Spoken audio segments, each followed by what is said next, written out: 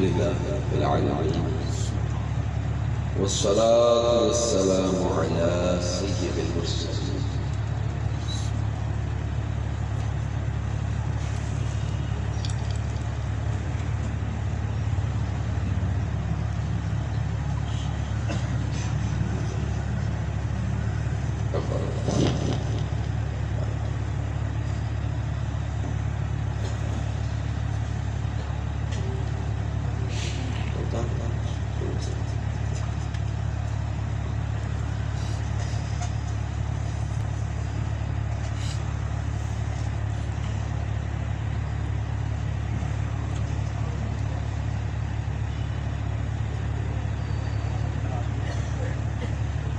الحمد لله رب العالمين والصلاة والسلام على سيد المرسلين أما بعد فأعوذ بالله من الشيطان الرجيم بسم الله الرحمن الرحيم الصلاة والسلام عليك يا رسول الله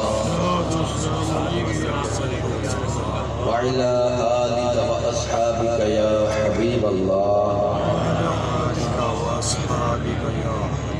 الصلاة والسلام عليك يا نبي الله وعلى آلك وأصحابك يا نور الله. حدیث پاک کا مفہوم ہے اللہ کے آخری نبی صلی اللہ علیہ وآلہ وسلم نے فرمایا جو روزانہ 500 بار مجھ پر درود پڑھے وہ کبھی محتاج نہیں ہوگا. صلو علی الحبیب صلی اللہ علیہ محمد صلی اللہ علیہ وآلہ وسلم.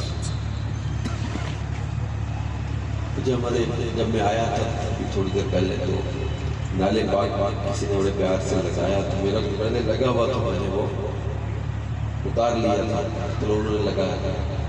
ابھی میری نظر پڑی اس پہ تو اس میں وہ نیچے وہ لٹک رہی تھی چین نما یا کیا ہو لڑیاں چادر سے.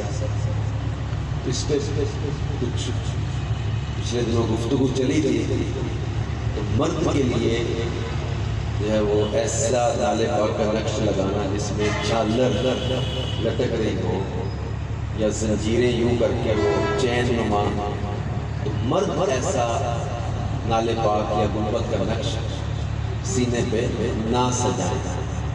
میں کوشش کر رہا تھا اس کی چھالر اتر جائے لیکن وہ تو مردوں کے لیے یہ ہے کہ جب نالے پاک کا نقش لگائیں تو سادہ لگائیں اس میں چھالر نہ رکھیں. عورتیں لگا سکتی ہیں کیونکہ وہ تھوڑا سا آپ بھی سمجھ رہے ہوں کہ زینت یا اس طرف وہ جا رہی ہے چیز. تو نالے پاک کا نقش ہے تو اس کی اپنی سجاوٹ ہی بڑی ہے اس کو کسی اور چھالر کی ضرورت ہی نہیں. ایک اور گزارش ہے کہ یہ جب بھی کبھی کوئی بھی مہمان کا آنا ہو جدول ہو کوئی ایسا اجتماع ہو تو مالا وغیرہ جو ہے نا وہ ابھی کتنی دیر کے لیے یوز ہو سکی. اگر ویلکم کرنے کے لیے ہمیں ٹرینڈ چینج کریں اپنا کوشش کرنے سے ہو بھی سکتا ہے. امیر سنت اس پر توجہ دلاتے ہیں کہ یہ بہت سارے پیسے اس میں لگتے ہوں گے مالا پہ ہار پہ اور وہ پہننا اور اتار دیا. اس کی بجائے اگر کسی آنے والے کا استقبال ہم کریں نماز کے احکام کتاب پیش کریں تحفہ وضو کا طریقہ تحفہ کتاب پیش کریں. اب وہ یوز کرنا چاہے خود رکھے آگے کسی کو دے گا تو علم کا فائدہ ہوگا. کتاب باقی رہے گی کتنی دیر اس کے لوگ پڑھیں گے علم سیکھیں گے مسائل سیکھیں گے فوائد.